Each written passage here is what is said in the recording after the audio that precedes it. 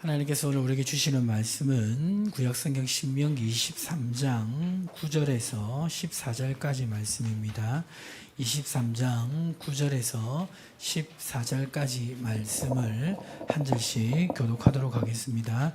내가 적군을 치러 출진할 때에 모든 악한 일을 스스로 삼갈지니 너희 중에 누가 밤에 몽설함으로 부정하거든 진영 밖으로 나가고 진영 안에 들어오지 아니하다가 해질 때 목욕하고 해진 후에 진에 들어올 것이요 내 진영 밖에 변소를 마련하고 그리로 나가되 내 기구에 작은 삽을 더하여 밖에 나가서 대변을 볼 때에 그곳으로 땅을 팔 것이요 몸을 돌려 그 배설물을 덮을지니 이는 내 하나님 여호와께서 너를 구원하시고 적군을 내게 넘기시려고 내 진영 중에 행하심이라. 그러므로 내 진영을 거룩히 하라. 그리하면 내게서 불결한 것을 보시지 않으므로 너를 떠나지 아니하시리라. 아멘.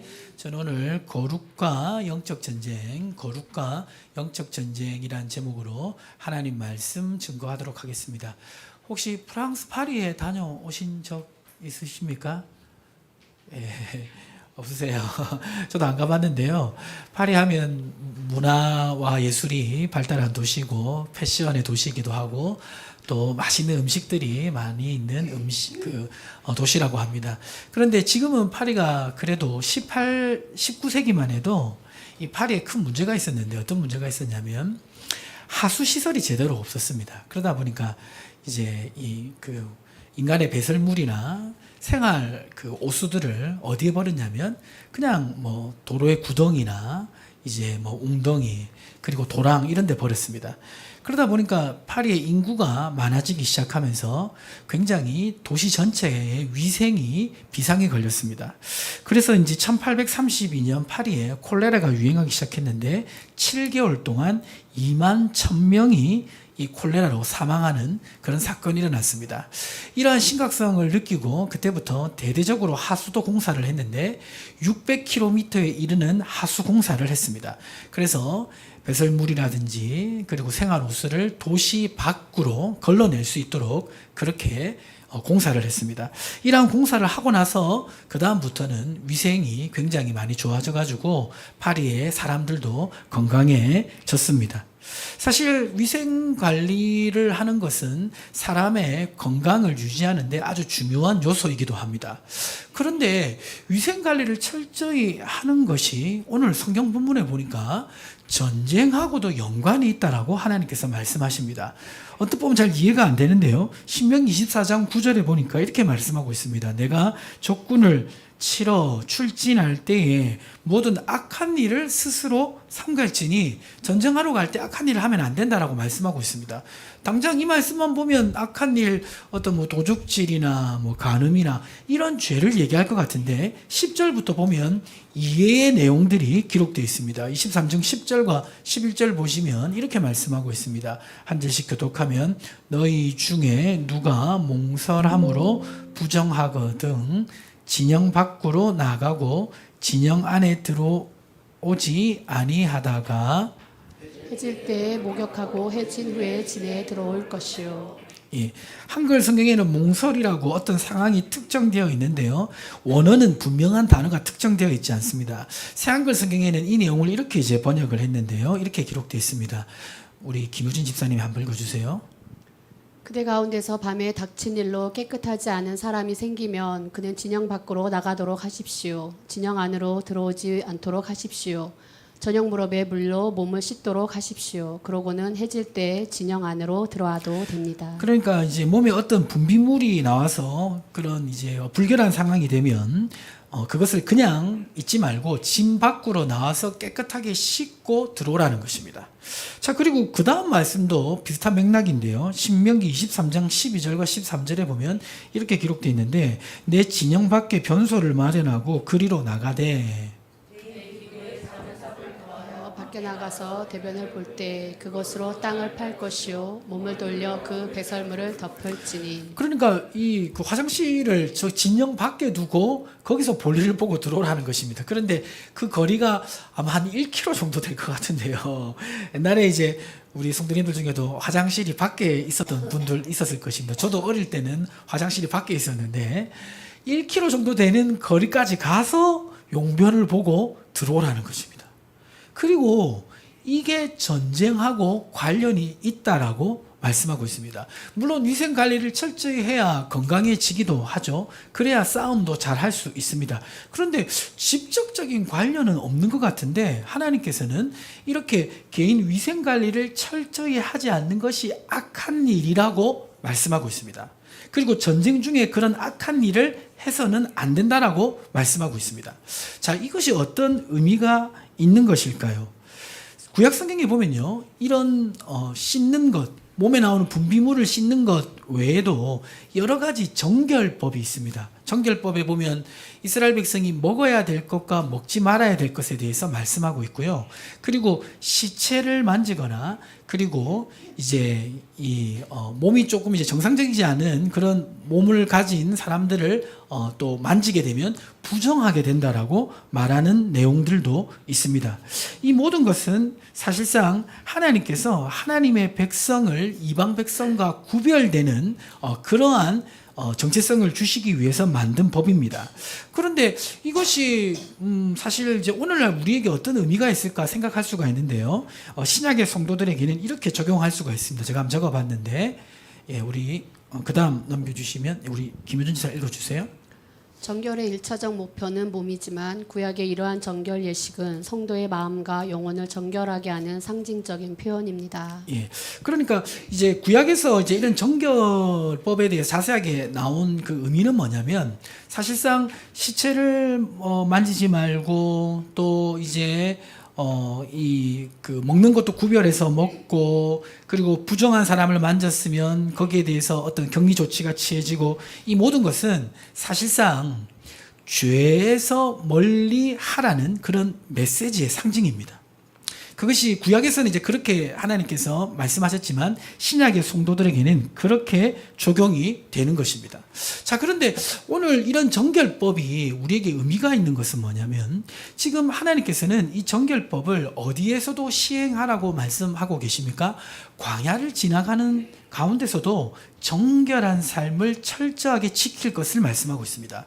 지난주에 하나님께서 이 광야의 삶을 가는 동안에도 영적 질서를 지켜야 될 것을 말씀하셨죠. 그렇죠? 그런 것처럼 이 정결법을 통해서 거룩한 삶을 광야에서도 철저하게 살아갈 것을 요구하고 계십니다. 왜 그렇습니까? 우리 하나님이 어떤 하나님이기 때문입니까? 레위기 11장 45절에 기록되어 있죠. 11장 45절 같이 한번 읽어볼까요? 나는 너의 하나님이 되려고 너희를 애굽 땅에서 인도하여 낸 여호와라. 내가 거룩하니 너희도 거룩할지니라. 지난주에 하나님은 질서의 하나님이니까 영적 질서를 지켜야 되는 것처럼 하나님은 거룩하신 하나님이기 때문에 광야의 그 예측할 수 없고 변동이 많은 상황 속에서도 어떤 삶을 살아야 됩니까? 거룩한 삶을 철저하게 살아가도록 하나님은 여러 방면에서 말씀하신 것입니다. 그 말씀하신 것 중에 하나가 바로 정결법에 대한 것입니다. 이처럼 이스라엘 백성의 그 일상적인 삶에서 거룩하게 살아가는 것이 하나님께는 너무나 중요한 주제입니다. 일상에서 거룩하게 살아가는 그 삶과 여러 가지가 많이 연관되어 있는데 오늘 본문에 보니까 우리가 일상에서 거룩하게 살아가는 삶과 전쟁에서 승리하는 것도 연관되어 있다고 말씀하고 있습니다. 그러니까 우리가 일상에서 거룩하게 살아가는 것이 영적인 승리를 하는 것과 연관되어 있는 것입니다. 우리가 일상에서 거룩한 삶을 살아가는 것이 우리가 어떤 크고 중요한 일을 잘 해내는 것과 연관되어 있는 것입니다. 어떤 면에서 연관되어 있는 것일까요? 첫 번째, 같이 한번 읽어보겠습니다. 시작. 일상이 거룩해야 하나님이 함께 하십니다. 우리 옆에 계신 분의 영혼을 바라보시면서 일상이 거룩해야 하나님이 함께 하십니다. 한번 외치겠습니다. 혹시 옆에 계신 분의 일상을 알고 계십니까? 그 일상이 거룩해야 하나님이 함께 하십니다. 그래서 일상이 중요합니다. 민수기 23장 14절 말씀은 앞에서 하나님께서 몽설을 하면 깨끗이 씻고 들어와야 된다. 그리고 용변은 1km 떨어진 곳에 가서 하고 와야 된다. 철저하게 그 말씀을 하고 나서 그 다음 하신 말씀입니다. 지금 보니까 앞에서 그렇게 해야 되는 이유가 무엇입니까? 진영을 어떻게 하게 하기 위해서? 거룩하게 하기 위해서. 그리고 하나님께서 떠나지 않게 하기 위해서. 그러니까 일상의 삶에서 거룩하게 하는 것이 하나님에게는 너무나 중요한 것입니다. 왜냐하면 그래야 하나님이 우리와 함께 하시기 때문입니다. 그래야 거룩하신 하나님이 우리와 함께 하실 수 있기 때문입니다. 그래서 하나님께서는 구약의 이 정결법을 여러 가지로 말씀하셨어요. 앞에서 제가 잠시 언급했는데 몇 가지 찾아보면 레위기 11장 39절 40절에는 죽은 사람에 대한 그런 규례가 나와 있죠. 한 절씩 교독하면 너희가 먹을 만한 짐승이 죽은 때에 그 죽음을 만진 자는 저녁까지 부정할 것이며 그것을 먹는 자는 그 옷을 빨 것이요 저녁까지 부정할 것이며 그 주검을 옮기는 자도 그의 옷을 빨 것이요 저녁까지 부정하리라. 분명히 요리해서 먹을 수 있는 짐승이라 할지라도 죽으면 만지지 말라고 말하는 것입니다.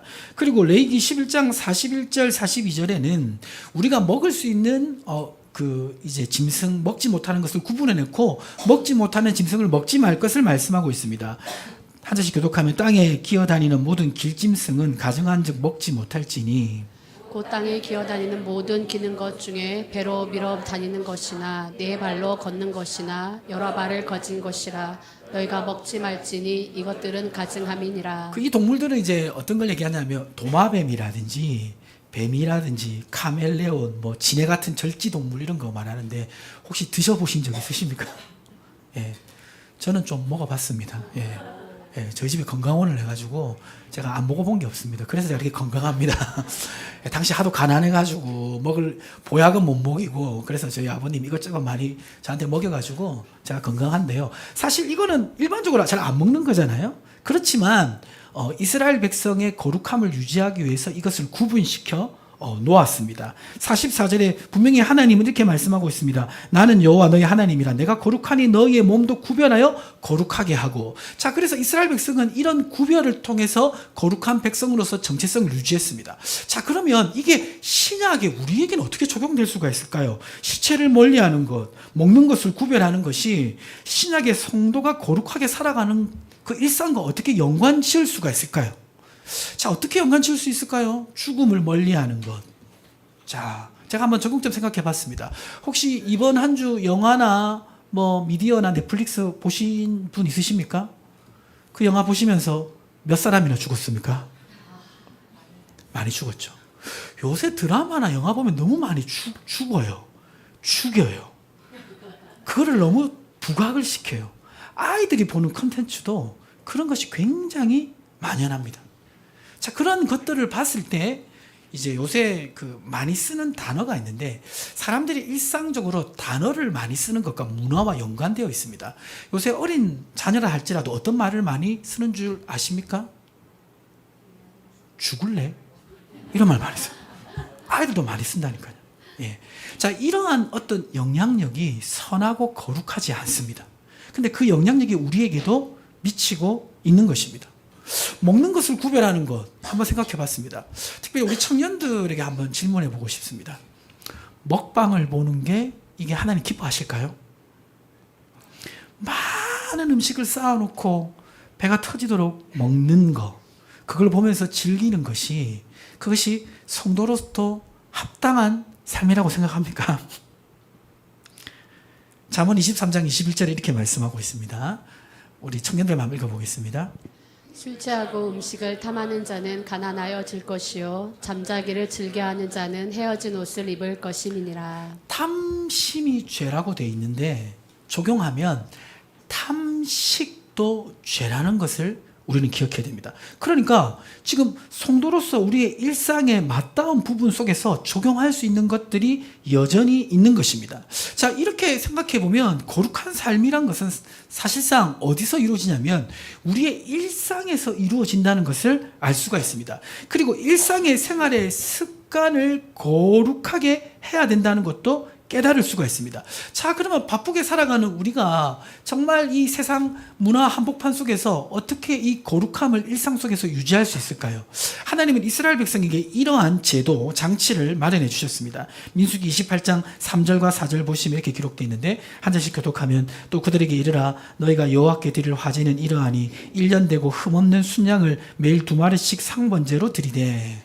어린 양 한 마리는 아침에 드리고 어린 양 한 마리는 해질 때에 드릴 것이요. 이스라엘 백성의 일상의 거룩함을 계속 유지하기 위해서 하나님은 하루에 2번 제사를 드리라고 말씀하고 있습니다. 아침에도 드리고 저녁에도 드리고. 이게 얼마나 번거로운 일입니까? 아침에 드렸으면 저녁에 안 드려도 되지 않나? 저녁에 드렸으면 아침에 드리지 않아도 되지 않나? 어제 드렸는데 오늘 또 드려야 되나?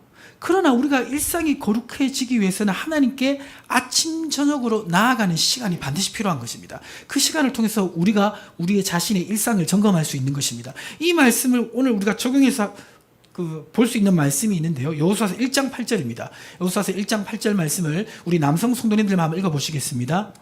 이 율법책을 내 입에서 떠나지 말게 하며 주야로 그것을 묵상하여 그 안에 기록된 대로 다 지켜 행하라. 그리하면 내 길이 평탄하게 될 것이며 내가 형통하리라. 이 율법책을 내 입에서 떠나지 말게 하며 언제 그것을 묵상하며 주야로 묵상하라고 말씀하셨습니다. 자, 근데 이 말씀이 언제 주어졌습니까? 광야를 끝내고 이제 가나안 땅에 들어가는 여호수아에게 이 말씀을 주셨죠. 그것은 무엇입니까? 광야에서 훈련되고 나서 이제 주야로 하나님의 말씀을 묵상하고 그것을 통해 자신을 점검하는 이스라엘 백성이 어느 땅을 차지했습니까? 가나안 땅을 차지한 것입니다. 한 번도 패하지 않고, 아이성 전투에는 한 번도 패하지 않고 승리하신 것입니다. 그러면 오늘 하나님께서 우리에게 요구하시는 것도 무엇입니까? 우리가 우리 자신의 일상을 거룩하게 하기 위해서 주야로 하나님께 나아가는 것을 하나님이 기뻐하시는 줄 믿습니다. 근데 주야로 나아가기 쉽습니까? 아침도 바쁘고 저녁은 피곤한데 그렇죠? 근데 생각해 보면 우리가 바쁘다 해도 우리 스마트폰 보면 이제 제가 가진 스마트폰은 딱 일주일 지나면 딱 그것을 보고해 줍니다. 유튜브 몇 분 봤는지, 카카오톡 얼마나 했는지 쫙 나옵니다. 그 시간을 보면 내가 시간이 없다는 것은 거짓말입니다. 시간이 없는 게 아니에요. 또 시간이 없더라도 우선순위를 내어서 우리의 일상의 삶이 거룩해지도록 점검해야 될 줄 믿습니다. 우리 주님도 바쁘셨어요. 우리 주님도 엄청 피곤하셨습니다. 그러나 새벽에 하나님께 나아가고 저녁 늦게 밤늦게 주님께 나아간 예수님을 기억하심으로 말미암아 주야로 하나님께 나아가서 우리의 일상의 삶을 점검하시기를 주님의 이름 축복합니다. 자, 두 번째 이 일상의 삶의 거룩과 영적 승리는 어떤 연관성이 있을까요? 두 번째 같이 한번 읽어보겠습니다. 죄의 오염은 공동체의 영적 패배로 이어집니다. 자, 신명기 24장 14절 다시 보시면 24장 14절 보시면 지금 어떻게 보면 이제 몸을 깨끗하게 씻고 그리고 이제 용변을 밖에서 보고 오고 이거는 개인적인 일이라고 볼 수도 있습니다. 그런데 지금 어떻게 연관지어서 말씀하고 있습니까? 그렇게 해야 무엇이 거룩하게 된다? 진영이 거룩하게 된다. 공동체가 거룩하게 된다라고 말씀하고 있는 것입니다. 사실 이제 이 개인적인 그런 죄들은 확산되는 그런 영향력들이 있습니다. 오늘날 우리 대한민국의 공중파 방송이 이 미디어에 이제 주 미디어에 있을 때는 이 공중파 방송은 기본적으로 욕설이나 음란한 내용들을 규제를 합니다. 그런데 지금 이제 공중파 방송을 보는 시간은 너무 좋고 다 뭐 보세요? 유튜브 보잖아요. 유튜브로 보는 컨텐츠들이 너무 많습니다. 그런데 유튜브로 보는 컨텐츠 중에 우리 젊은 분들도 너무 많이 보시고 우리 어른 성도님들도 아주 재밌게 보시는 컨텐츠가 하나 있는데 그 컨텐츠가 굉장히 재밌습니다. 아주 코믹합니다. 그런데 음란해요. 그리고 욕설이 너무 많이 들어가 있어요. 그렇지만 재밌게 보시는 분들이 너무 많더라고요. 어떤 프로그램인지 생각나십니까? 예, 바로 아시잖아요. 예, 바로 아시죠. 이 웃음이라는 것은 사실 좋은 것입니다. 웃음이라는 것은 사람을 무장해제시키는 그런 긍정적인 면이 있습니다. 그런데 이제 그 사탄의 전략 중에 하나가 뭐냐면 웃음 속에서 이런 안 좋은 것을 끼워 넣으면 사람들이 그냥 무방비로 받아들입니다. 그래서 많은 대한민국의 사람들이 이 음란한 어떤 내용들을 너무 쉽게 듣고 보고 합니다. 이것이 우리 대한민국 전체에 욕설이 많아지는 영향력을 끼치고 있다는 것을 우리는 기억하셔야 돼요. 그리고 안타까운 사실은 이제 거기에 활약하는 이제 배우들이 크리스찬이거든요. 이것도 참 그분들이 참 쉽지 않을 거라고 저는 생각하고 있습니다. 성경에도 분명히 나타나 있습니다. 이 거룩과 공동체의 거룩과 영적 승리는 밀접한 연관이 있습니다. 여호수아 군대는 사실 싸움을 아주 잘하는 군대가 아니었습니다. 그러나 가나안 땅에 들어갔을 때 가장 점령하기 힘든 여리고성을 점령했습니다. 근데 여리고성을 점령하기 전에 하나님께서 여호와의 군대대장을 보내주셔서 영적으로 이스라엘 군대를 준비시키셨는데 어떻게 준비시키셨냐면 여호수아서 5장 15절 보시면요. 여호수아서 5장 15절 우리 여성 성도님들 한번 읽어보시겠습니다. 여호와의 군대 대장이 여호수아에게 이르되 내 발에서 신을 벗으라 내가 선 곳은 거룩하니라 하니 여호수아가 그대로 행하니라. 여리고성의 이 정말 어려운 전투전에 하나님께서는 군대대장을 보내서 여호수아와 이스라엘 백성이 거룩한 마음가짐을 잡도록 미리 준비시켰습니다. 이것이 준비가 되니까 그 힘든 여리고성도 하나님의 능력으로 무너졌습니다. 근데 그 다음에 여리고성보다 훨씬 약한 성 아이성에서 이스라엘 백성은 크게 패하고 맙니다. 왜 패하게 됩니까? 아간이라는 사람이 범죄했고 그 범죄의 영향력 때문에 이스라엘 공동체가 패배하게 됩니다.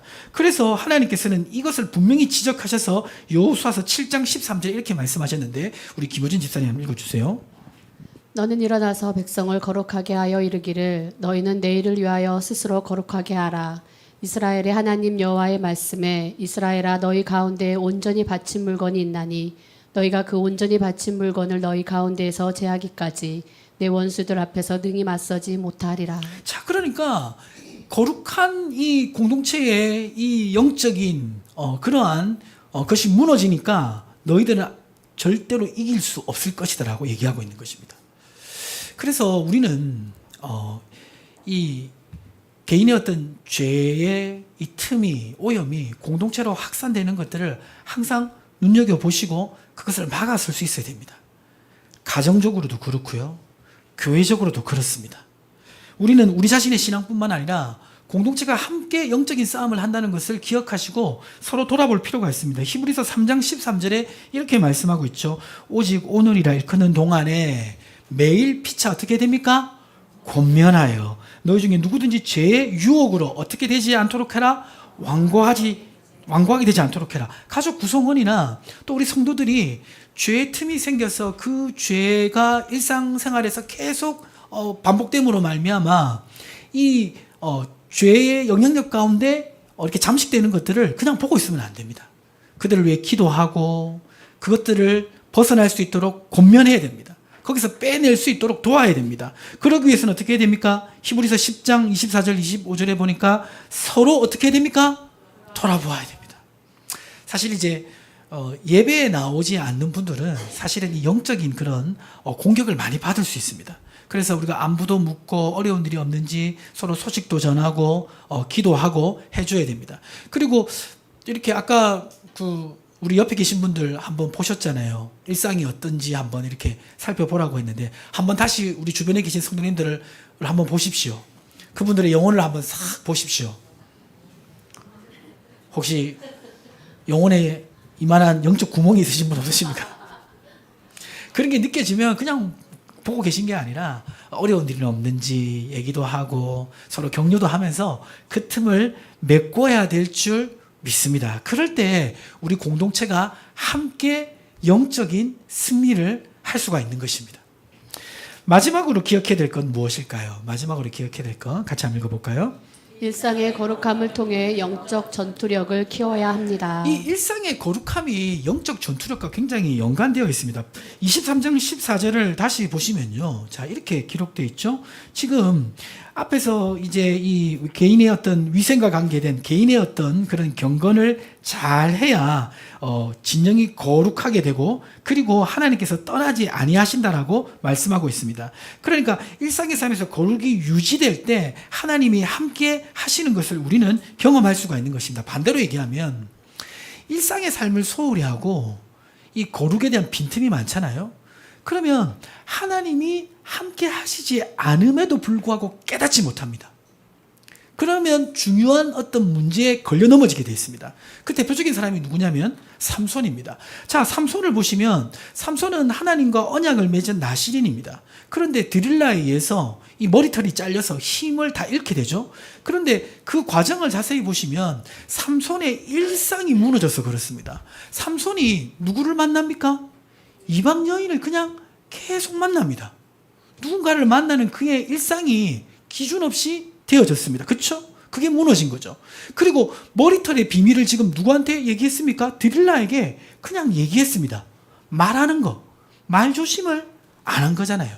그의 일상의 거룩이 무너지니까 결정적인 순간에 삼손은 드릴라에 의해서 무너집니다. 근데 그 무너지는 그 순간을 보면요, 지금 이렇게 기록되어 있습니다. 사사기 16장 20절 보시면, 사사기 16장 20절 같이 한번 읽어볼까요? 이르되 삼손이여 블레셋 사람이 당신에게 들이닥쳤느니라 하니 삼손이 잠을 깨며 이르기를 내가 전과 같이 나가서 몸을 떨치리라 하였으나 여호와께서 이미 자기를 떠나신 줄을 뭐 하지 못하였더라? 일상의 거룩이 무너지면요, 영적으로 내가 얼마나 무능한지 깨닫지 못합니다. 그 상태에 되면요, 백전백패입니다. 반대로 우리의 일상의 삶이 거룩이 유지되면요, 하나님이 함께 하신다는 확신을 가지게 됩니다. 그러면 중요한 순간에 두려워하지 않고 담대하게 싸울 수 있습니다. 다윗이 그렇습니다. 다윗이 골리앗이 앞에 있을 때 어떤 고백을 합니까? 사무엘상 17장 45절 우리 김호준 집사님 읽어주세요. 다윗이 블레셋 사람에게 이르되 너는 칼과 창과 단창으로 내게 나아오거니와 나는 만군의 여호와의 이름 곧 내가 모욕하는 이스라엘 군대의 하나님의 이름으로 내게 나아가노라. 골리앗이 앞에 있었지만 다윗은 어떤 확신이 있었습니까? 하나님 나와 함께 하셔서 저 골리앗을 무너뜨린다는 확신이 있었습니다. 어떻게 이런 확신을 가질 수 있습니까? 그의 일상에 양을 칠 때 그 양을 치는 어떤 일상의 삶 속에서 하나님을 찬양하고 하나님과 동행하는 그 일상의 삶이 훈련이 되니까 골리앗과 싸우는 순간에도 두렵지 않는 확신을 가지게 된 것입니다. 이 일상에서 거룩은 이렇게 중요한 것입니다. 예수님도 마찬가지입니다. 요한복음 8장 29절에 보면 이렇게 기록되어 있죠. 나를 보내신 이가 나와 함께 항상 함께 하시도다. 나는 항상 어떤 일을 합니까? 그가 기뻐하시는 일을 행함으로 나를 혼자 두지 아니하셨느니라. 예수 그리스도의 일상이 하나님 기뻐하시는 일을 늘 하니까 하나님이 늘 함께 하시는 그 은혜를 예수님이 느끼시는 것입니다. 경험하시는 것입니다. 그렇기 때문에 예수님은 일순간도 낭비 없이 순간순간 하나님 기뻐하시는 모든 일을 이루실 수가 있었던 것입니다. 그러니까 결국 중요한 순간의 영적 전투력은 어디서 나타나는 겁니까? 일상의 거룩과 긴밀하게 연결되어 있는 것입니다. 말씀을 정리하도록 하겠습니다. 광야 같은 삶을 우리는 살아갑니다. 광야의 삶은 예측할 수 없고 변수도 많고 그런 곳입니다. 그러다 보면 삶이 흐트러지기 너무 쉽습니다. 하지만 하나님은 광야의 삶 속에서도 분명한 기준을 가지고 계십니다. 영적 질서를 세우기를 원하시고요. 그리고 거룩한 백성으로 살아가기를 원하십니다. 그래서 하나님께서는 그것을 이룰 수 있도록 여러 가지 말씀을 하셨습니다. 우리는 광야 같은 인생을 우리가 살아가지만 그 삶 속에서 우리는 거룩한 하나님의 자녀라는 것을 기억하고 살아야 됩니다. 그리고 이 거룩한 하나님의 자녀로 우리의 일상에서 살아가야 됩니다. 일상에서 살아가는 삶은 우리가 승리하는 삶, 또 하나님이 주시는 은혜와 복을 누리는 삶과 아주 연관성이 있습니다. 어떤 면에서 연관성이 있습니까? 넘겨주시면 첫 번째 뭐죠? 일상이 거룩히 하나님 함께 하시기 때문입니다. 두 번째는 왜 그렇습니까? 우리 일상의 삶에서 죄의 오염은 공동체 영적 패배로 이어질 수 있기 때문입니다. 마지막은 무엇이죠?